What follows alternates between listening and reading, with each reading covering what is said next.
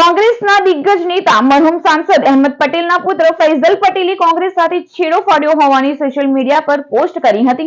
કોંગ્રેસના વરિષ્ઠ નેતા સ્વ અહેમદ પટેલના પુત્ર ફૈઝલ પટેલે કોંગ્રેસ પાર્ટી તેમજ ગાંધી પરિવાર સાથે હંમેશ માટે છેડો ફાડી નાખ્યો છે।